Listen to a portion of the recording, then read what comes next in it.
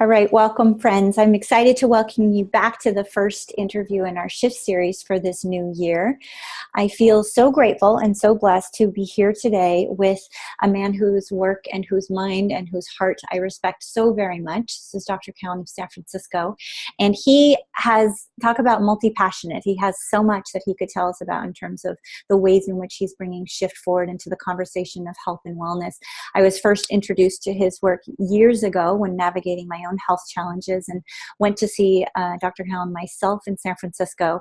Had only the best experience in a time when nobody had clear answers and nobody had much positive to say about being a young person with what is supposed to be an older person's autoimmune condition. But at that time, I found my way to his book. He co-authored with Sally Fallon around the Fourfold Path to Healing, and that was a game-changing book in my family. So all these years later, it feels like a full circle moment truly to be here and have the opportunity to interview you about your new book and your new work in the world, which is all about the heart. So thank you so much for joining me here today. Thank you. It's good to talk to you again. It's good to see you again.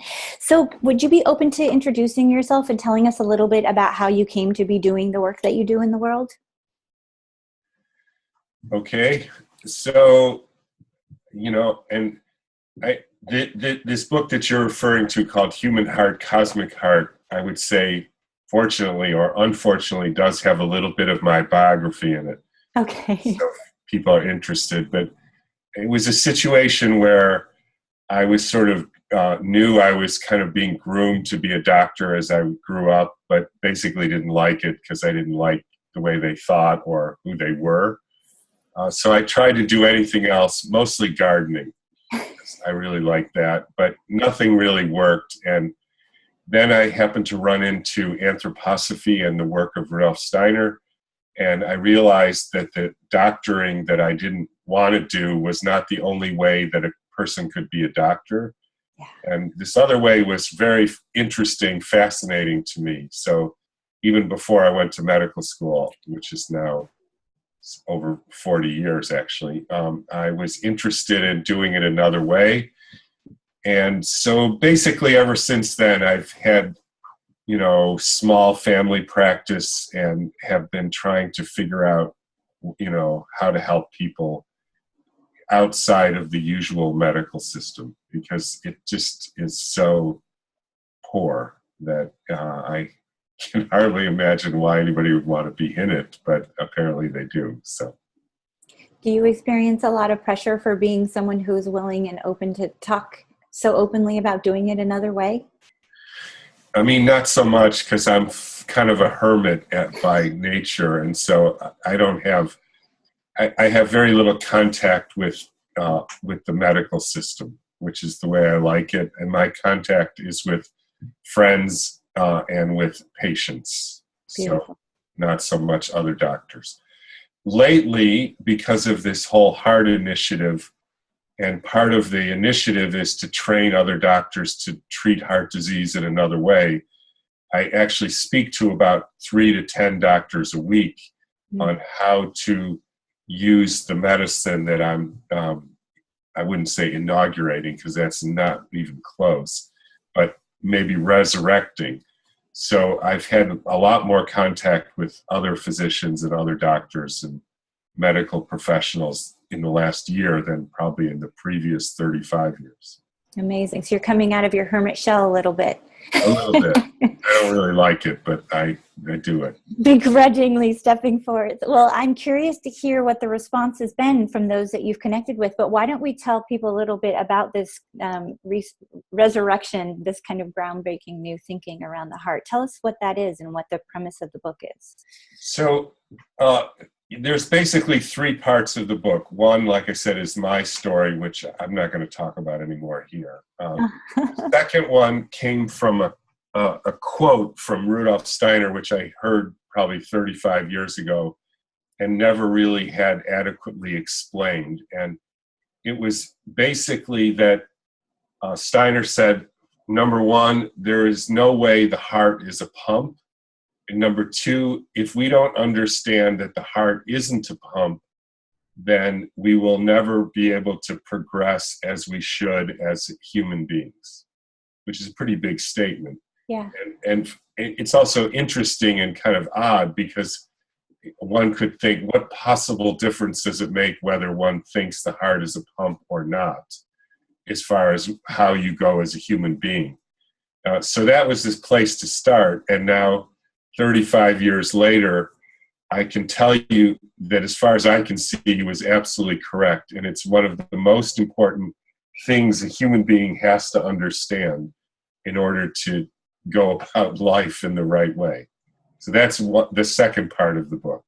The third part of the book, which had not much to do with Steiner or anthroposophy, and so I came to this more on my own, is that if you ask everybody, from the next 100 people off the streets to the top 10 cardiologists, what causes people to have heart attacks and die of heart disease, the answer is very simple. They get blocked arteries, the blood can't get through, and then they die of a heart attack. Right. So the fact of the matter is, while blocked arteries is relevant and is a part of the picture, the biggest study that's ever been done on actually looking at people who die of heart attacks is that 41% of the people who die of a heart attack have a significant blocked artery to that part of their heart. And of those 41%, half of them, the blockage comes after the heart attack, not before. So in other words, and this has been done over and over and over again, back since the 40s, when the cardiologists, as a rule, did not believe that heart attacks were caused by blocked arteries. Now everybody does. But the bottom line is, the best information we have is that 80% of heart attacks have no relation to blocked arteries, which means that only 20% do. And that brings up the question of, so what happened to them? Right. Now, I want to put this in a little bit of another perspective because I wrote this book a year ago, I guess you could say I happen to know a lot about this subject because I knew a little bit for decades, but I don't know anything like I know now because I've done lots of interviews and been questioned and all kinds of things. But that before this current year, there have been a number of studies, one of which is the Courage study, so-called, published in New England Journal of Medicine, which people don't really realize this, but definitively showed that bypasses and stents, and the reason I bring up bypasses and stents is bypasses, coronary artery bypasses and stents, which, by the way, are done to the tune of over $1 trillion a year. Oh my word. Major financial support for most of the hospitals. In 2000, and I think it was 6 or 4, this Courage study proved that bypasses and stents do not prevent further heart attacks, nor do they lengthen the length of life that a person will live. Huh. It say that they treat effectively chest pain or angina.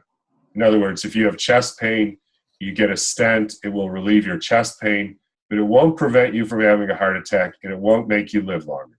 That was the state of the research. And again, it's not just that study, but that was a major study published in New England Journal of Medicine. And from that time on, officially speaking, you were not allowed to tell people, I'm going to do a bypass so you'll live longer or not have a heart attack. You can tell them this will relieve your chest pain, but not the others. Got it. So that was the state of the art until this October, which there was a study published in The Lancet. And again, so there's these two somewhat unrelated subjects about the heart. The heart is not a pump, and what causes heart attacks. So I'm apparently launching into the second one, and I don't know why, but anyways, that's where we're at. So the amazing thing is, so this new study published in The Lancet, which is one of the biggest medical journals in the world, for the first time, believe it or not, first time, they did a double-blind trial of stents. So they took, it was in England, I don't know exactly how many people, about 90 in each group, 90 of them, they had a blocked artery, they had chest pain, they put the stent in, and the other 90, they put the catheter in. They didn't do anything. They just took the catheter out, and they said, we fixed your artery, you're all better. But they didn't actually do anything. Then they followed them for the next few months, and the reduction in chest pain was exactly the same. In other words, the final straw of why we do bypasses and stents, again, there's over 1 million stent procedures in the U.S. per year at the tune of about 50,000 per year. And the New York Times does an article headlined "Stents Proven Worthless." Useless, not worthless. Now, the amazing thing about that article, the Atlantic also did an article, and this was just 2 months ago.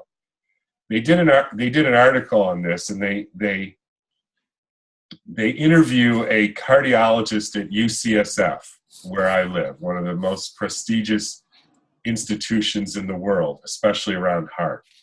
And they say, what do you make of this study? And she said, this is not exactly a quote, it's I guess you call it paraphrase.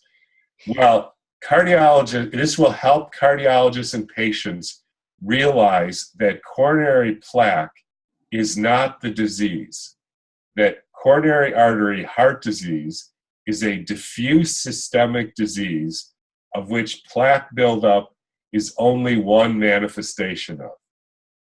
Now, I tell you, when I read that, I swear I almost fell off my chair.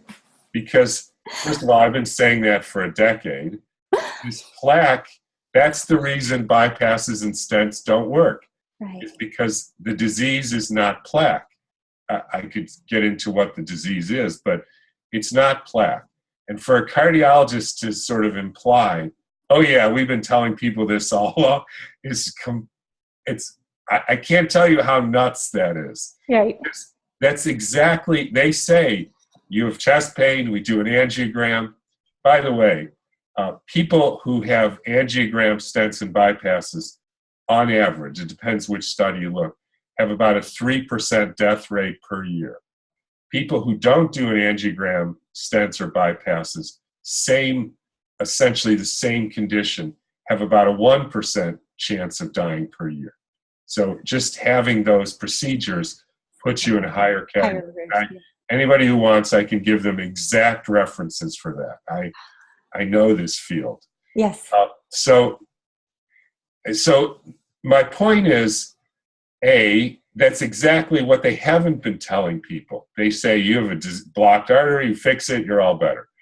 And second of all, I did an interview with Mercola, and I tend to, I don't know, be a smart aleck or something. I don't know what's the matter with me, but I said everybody should wake up the next day after reading this article and go to their cardiologist and say, what diffuse systemic disease are you treating me for? Yes. Like, I thought you were treating my blocked arteries. And I don't know what they'll say. They'll maybe say, well, you have high cholesterol, which is completely debunked. I mean, nobody believes that anymore. So that's not the disease. And maybe they'll say lipoprotein little a something, or genetics, which is nonsense. And anyways, that's where we're at. So essentially, that part of my book, and I wrote it before this woman said this, was just validated in a most profound way. Well, but I was trying to answer the question. So what is the diffuse systemic disease?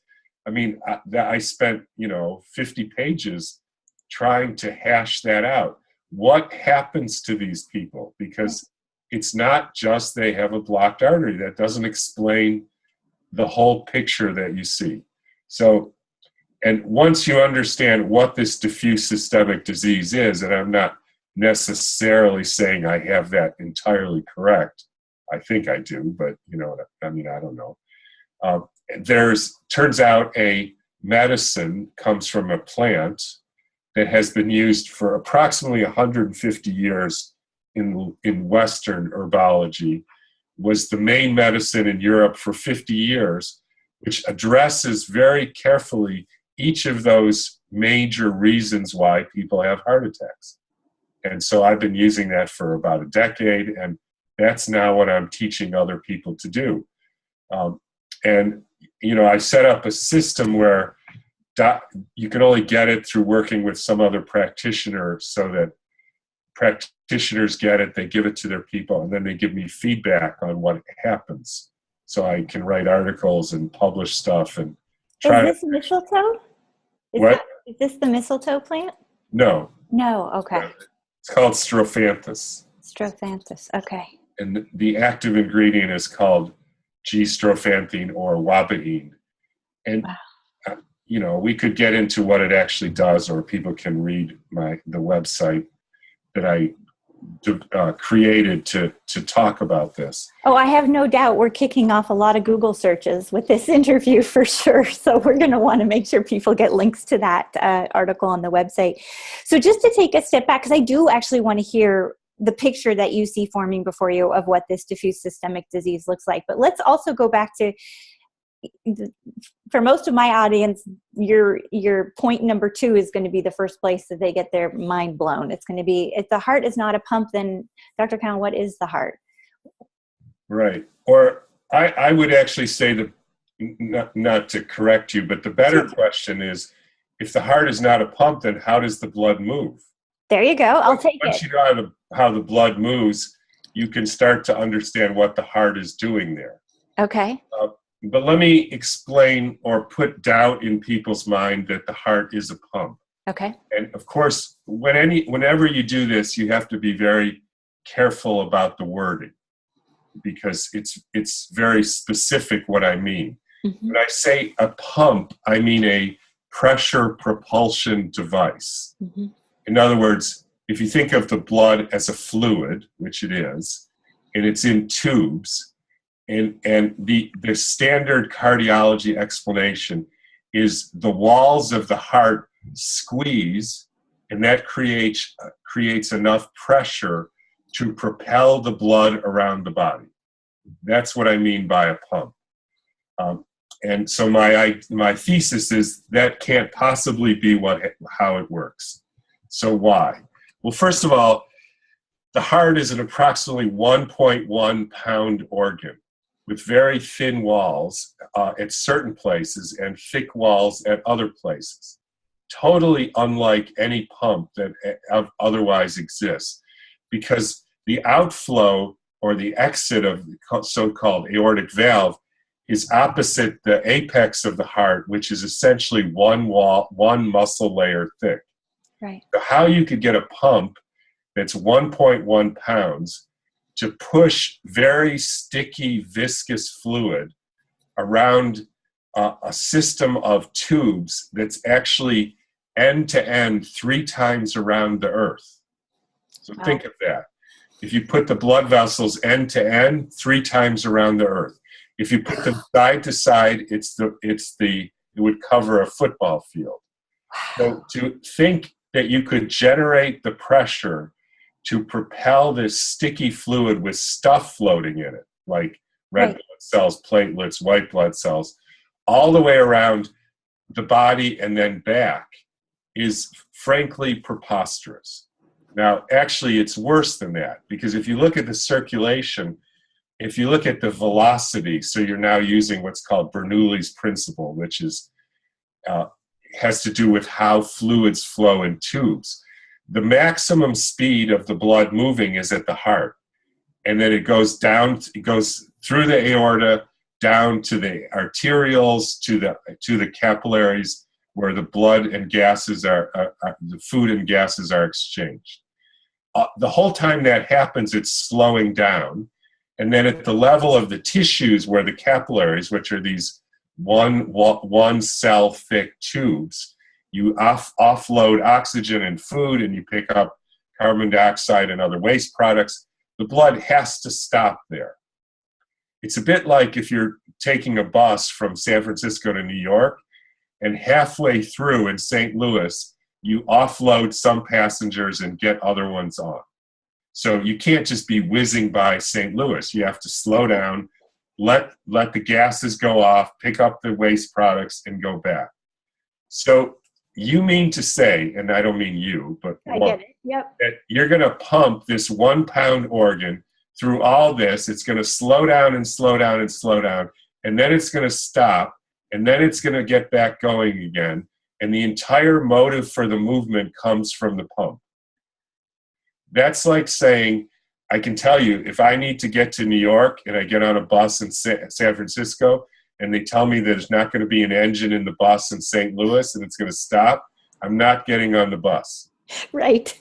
Because I'm going to be stuck in St. Louis with no way to move from there.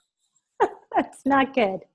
Not good. There's no way that any fluid moves like that. No. And now it even gets worse. Now, the third thing is, if you think, okay, well, it's going to pump really hard, even though the muscle doesn't look like it could even do that.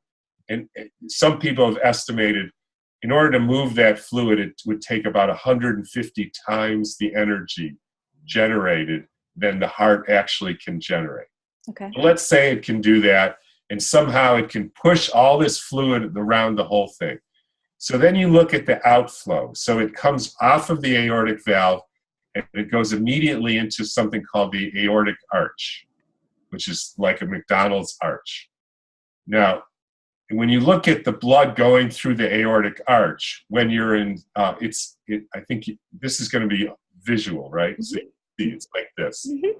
Now, think about putting an arch on a spigot off your garden hose. Like, attached to your house, you put a flexible rubber hose in the shape of an arch. And it's in an arch, and you turn the hose off, and it's an arch. And then you quickly turn the hose on full blast, the spigot on full blast, because if you're going to pump that hard, you got to pump really hard. What's going to happen to the flexible tube that comes right off? It's going to straighten. Yeah. Right? So you're right. It's going to, if it doesn't burst, right. Which is amazing that it doesn't, then it will have to straighten. So then you do a catheterization, you watch what happens. It turns out the pumping time, the systole time, the tube bends in instead of straightens out. Okay. Which makes no sense. Right. There is no way the harder you push, the more the tube will bend in. But that's exactly what you see. It's very well documented, which means it's a suction device, not a pump. There's no way it's generating pressure through that tube. It's a suction device. So there's more, and the fact that the blood is moving embryologically before there's even a heart, and there's a whole books otherwise with pressure diagrams, etc., one by a cardiac anesthesiologist endorsed by the chief of cardiac anesthesiology at Harvard Medical School, who said, anybody who thinks the heart is a pump, he believes in Newtonian physics, because it's preposterous. Amazing. So the question then is, how does the blood move, and what is the heart doing? Right. So the first thing to notice or to think is the pump must be at the capillaries, because that's where the blood stopped. You don't need the blood is moving very fast as it enters the heart, and it's moving at the same velocity as it exits the heart. You don't need a pump there. What is a pump doing if it's not making the blood go faster?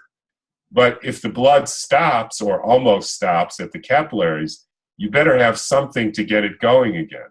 Now, as it goes up the venous tree, it coalesces from like a wetlands to a central river, which will by itself make it go faster and faster. So as you compress the surface area, it goes from this to this, and it goes faster as it goes up. That makes sense. So once you get it going, it will sort of go by itself.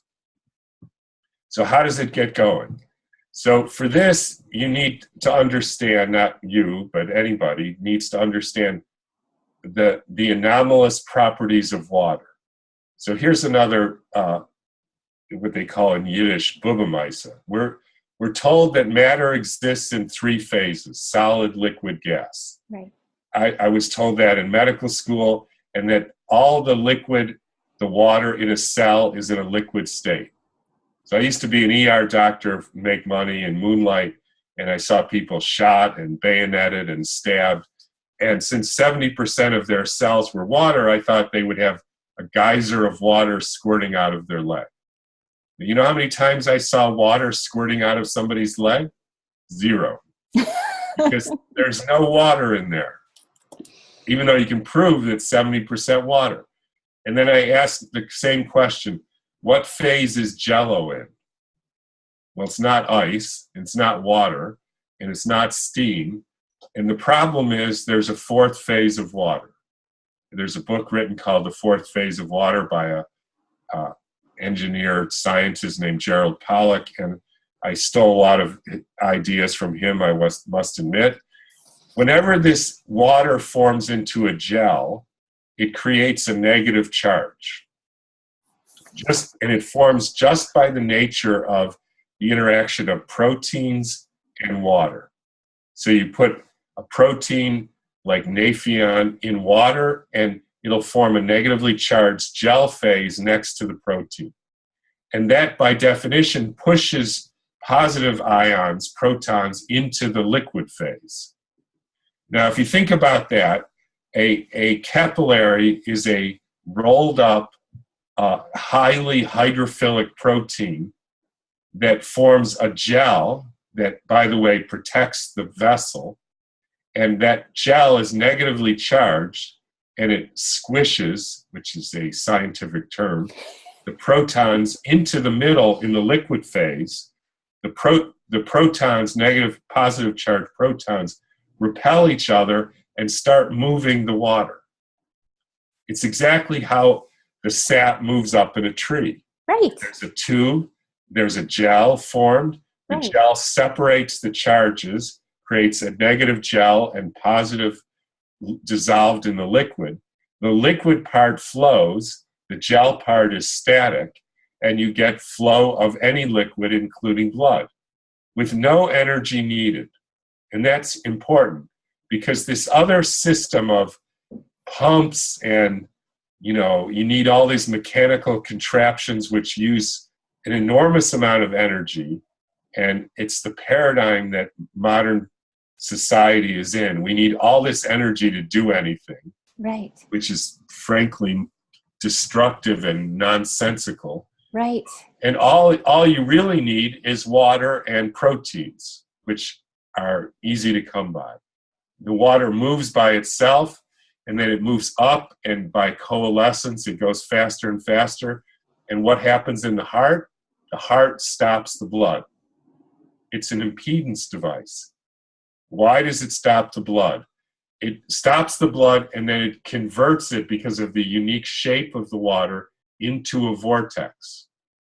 And the vortex essentially energizes, and one might even say spiritualizes the liquid in it. It creates a magnetic field around the human being, which entrains and organizes the entire being into a unified whole.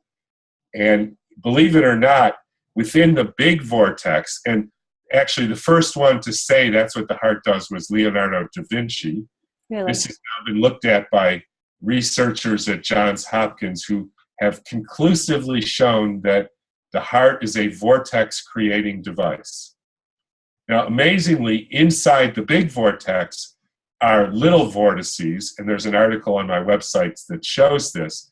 So the heart takes these little vortexes and, for instance, takes the old red blood cells, packages them up in a little vortex, and sends that to the spleen for them to be removed. If you have a cut on your leg and you need proteins to heal the cut, the heart will dissolve a little bit of its inner structure to create more proteins, package those up in a vortex, send it to your leg to heal the cut. The fresh new red blood cells are packaged in their own vortex and sent up to the brain. Now, when this vortex is created, what happens because of the impedance is it's like a dam, where you have hydraulic ram is the actual technical term. The fast-moving water rushes into the holding tank, which can expand. And then there's positive pressure built up on the near side and a vacuum on the far side, right? Yeah. Water rushes in, expands the tank, positive pressure on the near side, a vacuum on the far side, which pulls the aortic arch in. Then when the pressure differential is enough, it vortexes the water, sending the heavy elements like the red blood cells down the central axis and the lighter elements through the periphery, sends it in a vortex out the aortic arch, which is pulled in to where it needs to go in the body.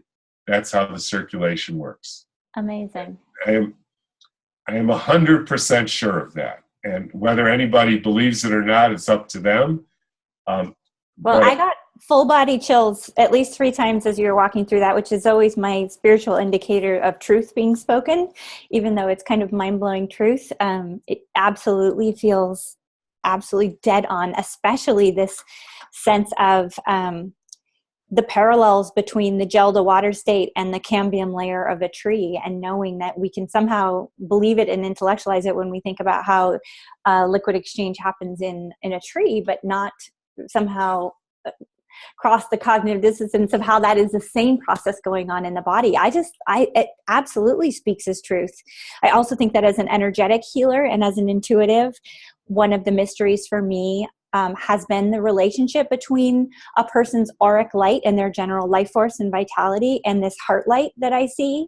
And it makes a lot of sense now to me that if the heart is contributing on that layer of driving the magnetic field around a person, no wonder we see this as somehow emanating from the heart or sourced from the heart.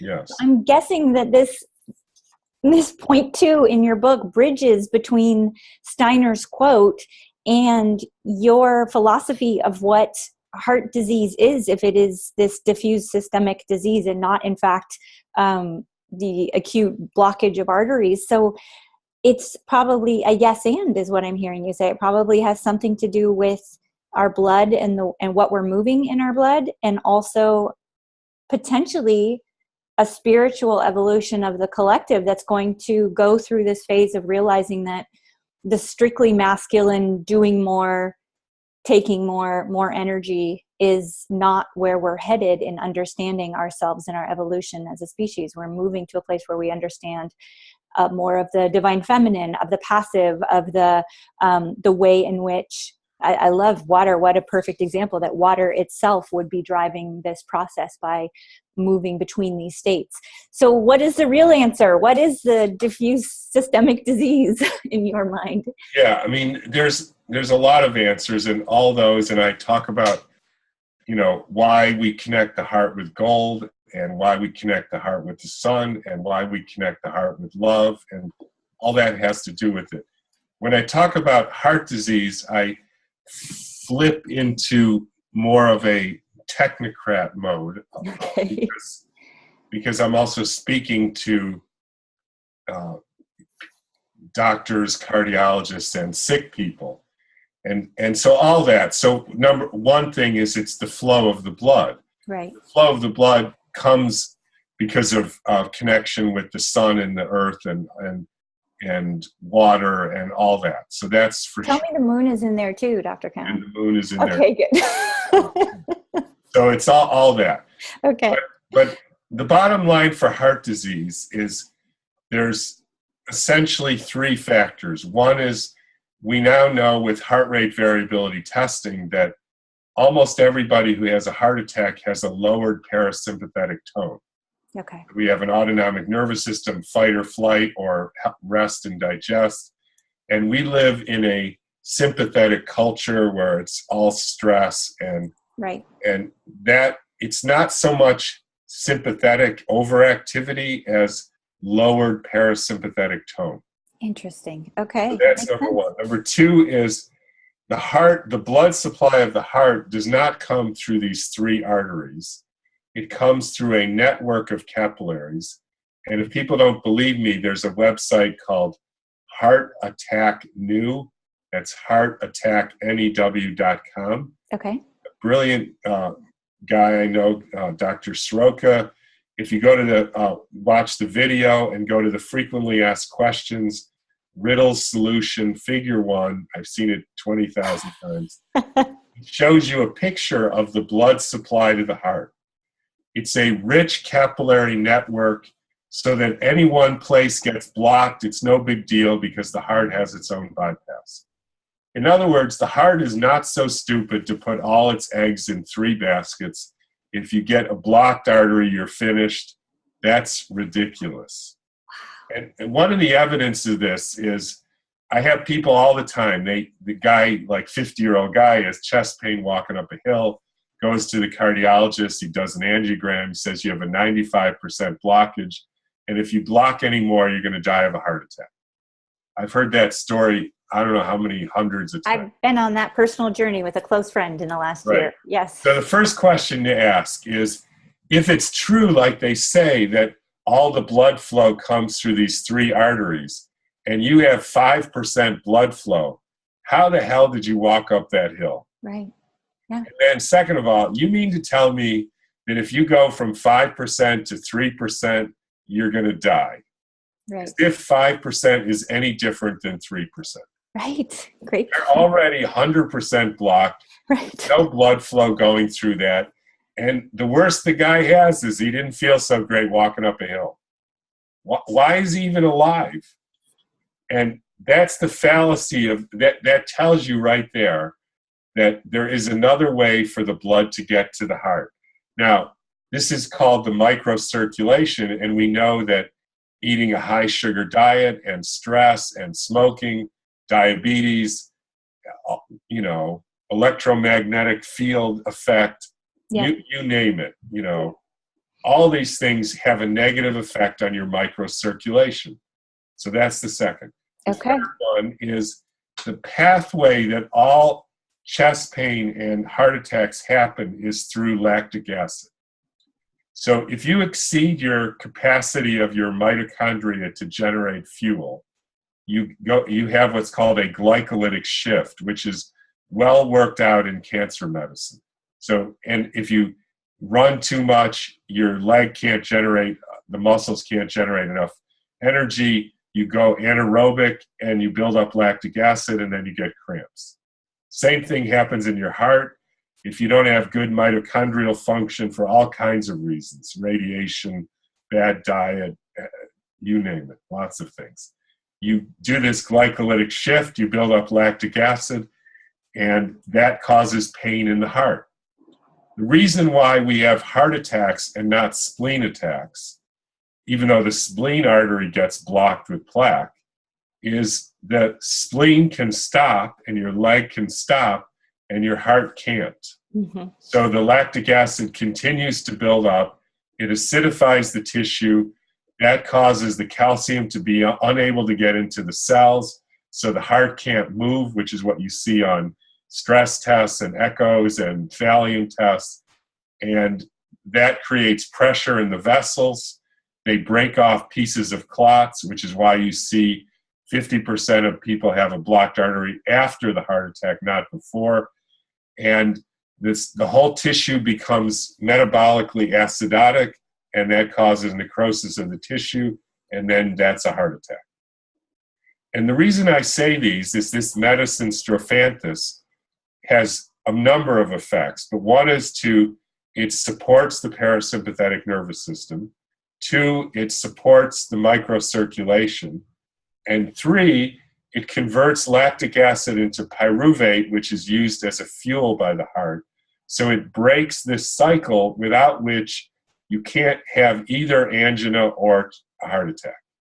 And that's why it was used. If you went in the hospital in Germany in 1950, they gave you IV strophanthus. Amazing. And it was the medicine. It was considered, by Nobel Prize winners, the most important discovery in cardiology of the century. But because the cardiologists shifted their thinking from this as a metabolic problem to it's all about the plaque, and the plaque is all about the cholesterol, they actively denigrated any therapy that looked at it any other way. And that's what happened to Wabi. Not that it didn't work. It's just that they went down a different path. That path has been very costly and doesn't work. Does not work. So is this the kind of thing people should go out and talk to their primary doctor about, their cardiologist? Is this a supplement anybody could be taking? What's your thinking about that? So they should go to humanheartcosmicheart.com and read about this and buy my book and read about it. And if they want to pursue it, they should go to their GP or their cardiologist and say, hey, what diffuse systemic disease are we treating? He doesn't know.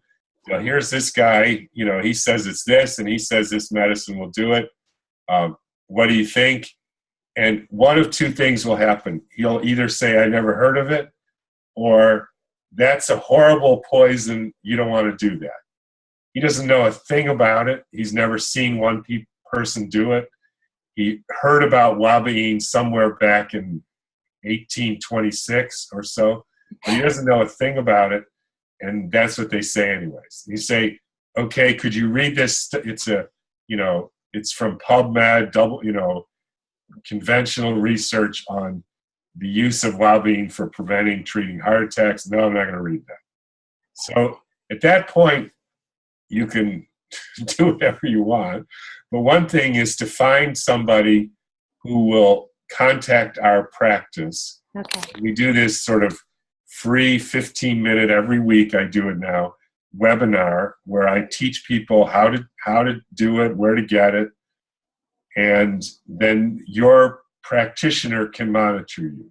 Great. I don't want everybody calling me and I'm not going to treat people who are not my patients and they can't get it. And I have a whole program. It's not just Strophanthus, but great diet and movement and EECP, and there's other things. But so they can read about all that. But you have to find somebody, because I want people to work with their own practitioner. Yeah. Okay. Beautiful. Wow. Well, this has been an amazing journey into a lot of groundbreaking thinking. What do you think Steiner would say if he was holding your book and reading your book? That's an interesting question. My wife said, well, I think Steiner would approve of what you're doing. I think there's some parts of it, I don't know, because I don't like jargon. So Steiner talked about etheric bodies and astral bodies, and I talk about water and hydrodynamics. And it might be that he appreciates that, because he often said, nobody should believe me. You should do your own research and figure it out for yourself. And so I figured it out in the way that makes sense to me. I think there's some potential criticism of not being spiritual enough. But I actually define that, and I defend myself, if you want to use that word. So I don't know. I don't know. What I know of Steiner, the encouragement I feel from him to, as you say, have your own experience and then bring into form. And I think that's exactly what you've done. And what a beautiful inquiry you brought forward. And you're explaining it in a way that we can understand. As usual, you're on the forefront of important work that needs to be brought forward for the collective. And I have no doubt that now is the time. So we here are in full support. We're going to be sharing the link to not just your original book, the one that I know and love, but also this new book. I will also be sharing pictures of me with my new book when it arrives, and look forward to continuing the conversation. If there was one thing that a person could do after they got off this call with all this activating new language and new ways of thinking about themselves and their heart and water within their bodies, what would that one thing be that you could encourage anyone to do, whether they're facing heart disease or not, just in understanding themselves from this place? My main suggestion to people, I must admit I stole it from Albert Einstein. That's fair. who said, I don't remember the exact quote, but basically is don't believe experts. There you go. We get into more trouble because of that. Experts are people who have been approved by the establishment. Oof. And the establishment is not always having our best interest at heart. I love it. Well, that is a perfect place to wrap. Thank you so much for joining me for this conversation. I cannot thank you enough. Okay. I look forward to continuing this series of the Shift series this year. This was a great way to kick off the year. We're going to be talking this year a lot about new paradigm thinking and new ways of conceptualizing maybe things we thought we knew, and maybe it's time for us to look at them in new ways. So this was clearly an example of that. I want to thank everyone watching. I really do encourage you to take these recommendations to heart, especially the pieces about listening to your own body and taking steps of being your own advocate. So thank you again. We will share all the links to the book and to your websites below. And yeah, I look forward to connecting again soon. Thanks. Okay, thank you.